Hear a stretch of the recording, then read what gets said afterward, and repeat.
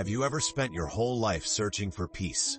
Reading, praying, meditating, hoping that one day everything would finally make sense, only to wake up one morning and feel completely lost?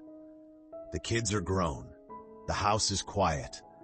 The career that once defined you is now a chapter that's closed. And you sit there, maybe with a cup of tea, wondering why everything that used to matter feels strangely hollow.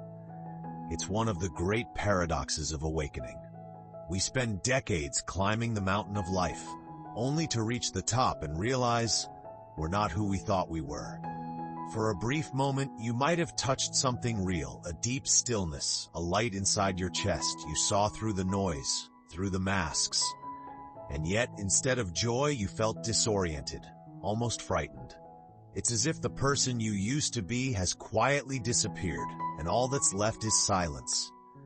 Carl Jung once observed, "Enlightenment is not imagining figures of light, but making the darkness conscious." And when that darkness rises, it doesn't come with fireworks, it comes with confusion. Because what's truly dying is the identity you spent a lifetime building. Maybe for 50 years you've been a mother, a provider, a believer, a caretaker. Those roles were beautiful, but they were never the whole truth. And now that they're fading, you ask, if I'm not those things, who am I? You're not broken. You're not regressing. You're simply standing at the doorway between two worlds. The life you've known and the life that's waiting to be born. That space between the two? It's not failure. It's transformation. Think of a caterpillar inside its cocoon. Everything it once was dissolves. If it could speak, it might say, "I think I'm dying." But it's not dying. It's becoming. And that's what awakening feels like. In this video, we're going to explore why awakening can make you feel lost, why your old self seems to disappear, and most importantly, how to walk through this sacred confusion and find your way home to who you truly are. So if you've been whispering to yourself, "I thought awakening was supposed to bring peace, so why do I feel so empty?" Stay with me until the end. Because you're not lost. You're just walking through the fog before the sunrise. And what if feeling lost isn't a sign you've gone off the path, but proof that, for the first time in your life, you're finally on the right one? When awakening deepens, something strange begins to happen. You start to see the roles you've played your whole life, not as you, but as costumes you've worn on a very long stage. Maybe for decades you were the strong one, the parent who held everything together, the reliable worker, the faithful believer. You did it well, so well that the world praised you for it. But lately those roles feel heavy, don't they? Like clothes that no longer fit the person you've become. Carl Jung called this moment the death of the persona, the collapse of the mask we use to meet the world. He said that as we grow older, the personality we once built for survival must die so that something more authentic can live. And that's terrifying, because who are you when the mask comes off? I once spoke with a woman in her 70s named Margaret. She spent her entire life caring for others. 3 children, 2 parents, a husband who was ill. Her days were filled with doing, serving, fixing. Then one day, her youngest moved out, her parents passed, and she found herself sitting in a silent house. She said, "I realized I didn't know how to be if I wasn't taking care of someone." Her identity had been built around service, and when that role ended, it felt like she had ended too. That's the death of identity. It's not about losing your memory or your values. It's about losing the image you've been carrying of who you think you're supposed to be. And here's the paradox. This death doesn't mean you're disappearing. It means you're finally appearing. But our culture doesn't prepare us for this. It celebrates beginnings, weddings, births, promotions, but it rarely honors the sacred endings that make new beginnings possible. So when your old self starts to dissolve, you think something's wrong. You panic. You try to rebuild the old structure, pick up a new hobby, volunteer, travel, anything to feel normal again. But the soul doesn't want normal anymore. It wants truth. Sometimes that truth feels like stillness, Sometimes it feels like loss, but beneath it all something new is forming, quietly, invisibly. Jung said that midlife, or what he called the afternoon of life, is not about addition but integration. It's not about chasing new achievements, but about gathering the scattered parts of your soul and bringing them home. So if you're in that space right now, where the old ambitions don't move you, where your relationships are shifting, where you feel both free and frightened, know this: you are not broken. You are in the sacred process of redefinition. Here's a simple reflection practice that can help. Each morning, before you rush into doing, ask yourself 3 questions. Who am I trying to be today? Is that role still true for me? What would happen if I just let myself be instead? You may be surprised by the silence that answers back. That silence isn't emptiness. It's the voice of the self you've been too busy to hear.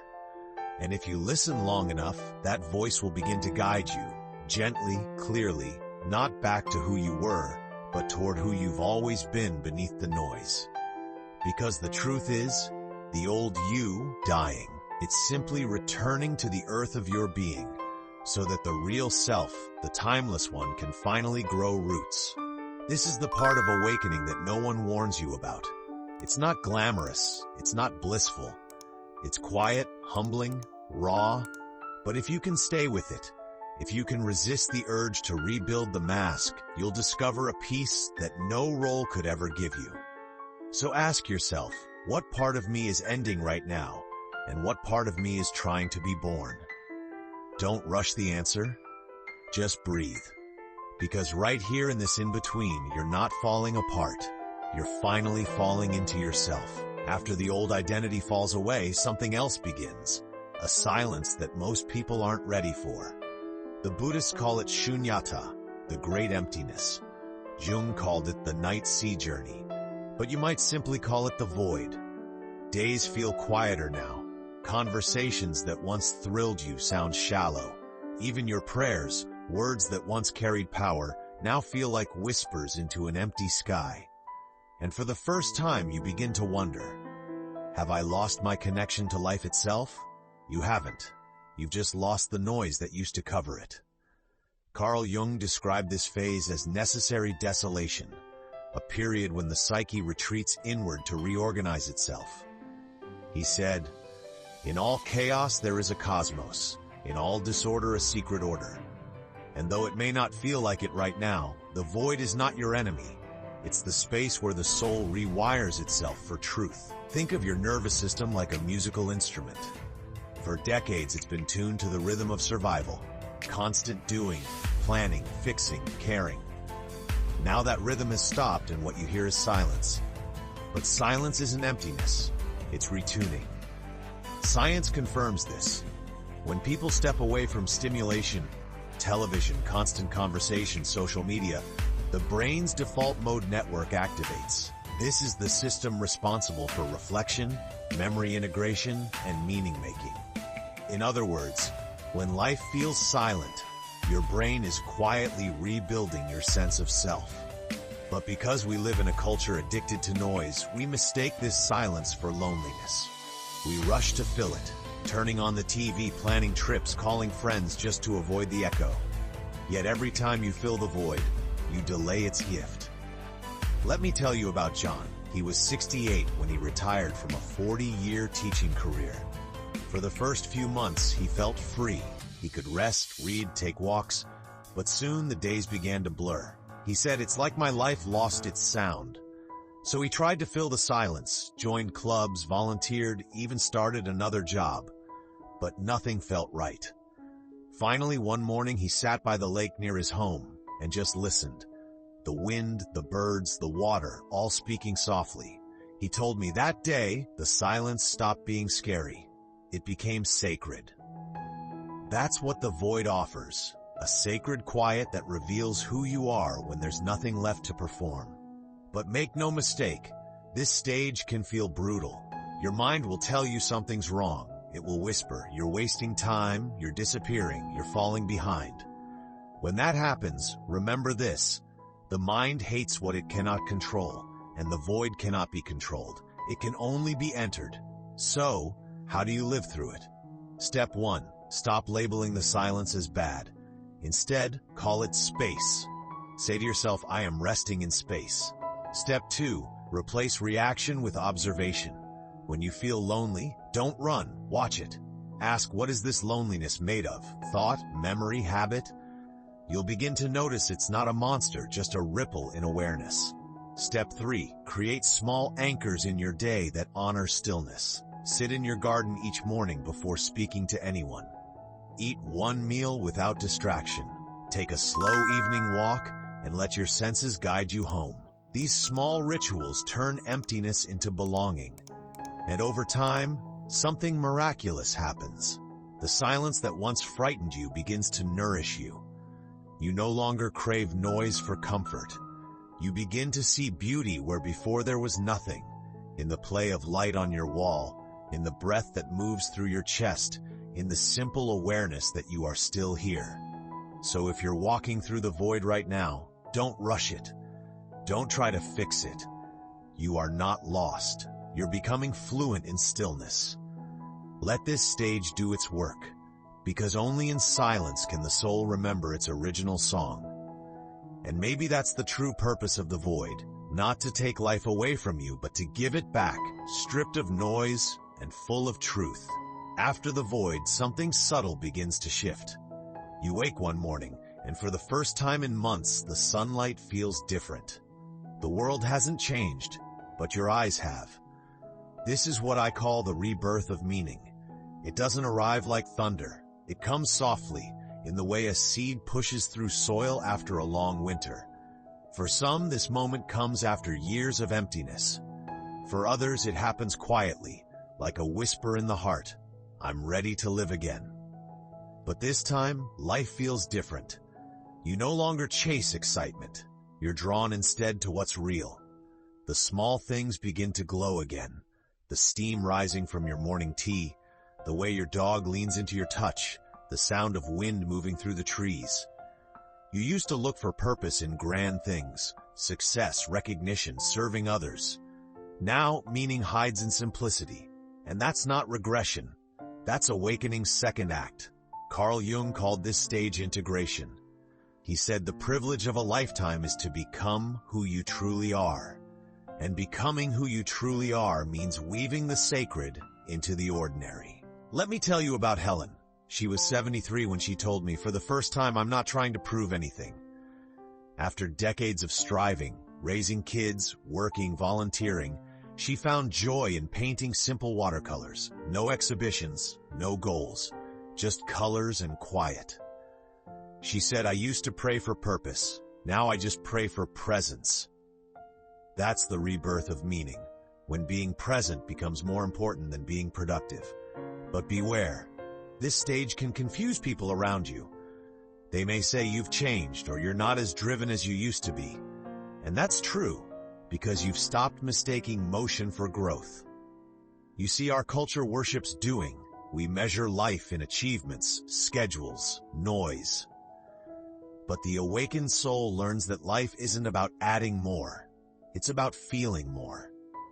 In this stage, you begin to feel life as it is, without the filters, without the agenda. A walk isn't just exercise anymore, it's prayer. Cooking dinner isn't a task, it's communion. Even folding laundry becomes meditation, because you realize that presence turns the ordinary into sacred ground. That's what Jung meant when he said the true individual is one who reconciles the opposites, spirit and matter, heaven and earth, the divine and the daily. Here's a gentle practice to anchor this stage. 1. Begin your day without rushing. Before you reach for your phone, reach for your breath. Let the morning unfold without a plan. Notice what feels alive. Don't force gratitude. Simply observe what draws your attention naturally. It might be a sound, a scent, or a memory. 3. Allow meaning to find you. Instead of asking, what should I do today? Ask, what wants to move through me today? When you live this way, life starts to feel guided again. Not by ambition, but by resonance. You start noticing how people, books, and moments show up exactly when you need them. It's as if life itself is conspiring to keep you awake. And slowly, the fear of emptiness fades. You realize the void was never punishment, it was preparation. It stripped away everything false so that what remained could finally feel true. Meaning doesn't crash into your life all at once. It returns quietly, like the tide, soft, rhythmic, inevitable. And one day you catch yourself smiling for no reason, no achievement, no praise, just a deep, quiet gratitude for being here. Now, that's when you know you've begun to live, not from identity, but from essence. So if you're feeling life return, even in small ways, nurture it. Don't rush to define it. Let it grow like dawn. Because meaning doesn't come from chasing the light, it comes from allowing it to rise naturally within you. And maybe that's what the whole journey was for. Not to make you perfect, but to make you simple again. At some point you realize you're no longer searching, not for answers, not for meaning, not even for peace. Because peace is what's left when the search ends.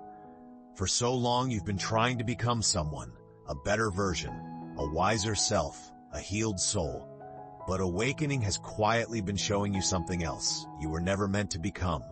You were meant to return. Return to simplicity, to the stillness inside the noise, to the self that existed before the world told you who you had to be. This is what I call coming home. It's not dramatic. It doesn't look like a mountaintop revelation. It feels like this. You're sitting alone one evening. The house is quiet, and suddenly, instead of feeling lonely, you feel whole. You feel surrounded not by people but by presence.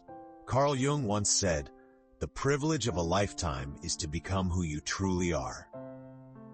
But what he didn't always add is that becoming yourself isn't an achievement. It's a surrender. You stop fighting with life. You stop trying to prove anything. You simply begin to live as if your existence itself is enough. And that's when peace finds you, not as a reward, but as a remembering. I remember a conversation with a man named David, a 75-year-old former engineer who spent his whole life building things. When he retired, he felt lost, like his usefulness had expired. But one day, sitting on his porch watching the sunset, he told me, "For the first time, I don't need to fix anything, not even myself." He smiled and said, "I think this is what home feels like." That's it. Not fireworks, not enlightenment in capital letters, just quiet belonging. And the beautiful part? When you come home to yourself, you finally have space for others again. Not from need, but from love. You don't seek relationships to fill your emptiness. You meet others as reflections of fullness. You listen differently. You love more slowly. You no longer rush to change people, because you've learned peace doesn't demand control. This peace beyond purpose isn't passive. It's alive. It moves through you when you plant a garden, when you make tea, when you hold someone's hand and say nothing at all. It's not about escaping life. It's about being so deeply in it that you no longer fear its changes. You begin to see that everything was sacred all along, even the chaos, even the loneliness, even the void. Because without them, you would never have found the way home. So if you're listening to this right now and part of you feels tired, tired of fixing, tired of seeking, tired of being spiritual enough, take this as your permission to rest. You've done enough. You've learned enough. You are enough. Sit back. Breathe. Notice the rise and fall of your chest. That's life, still choosing you, moment after moment. And maybe that's all enlightenment ever was. Not a grand awakening, but a quiet acceptance. I am home, and I always was.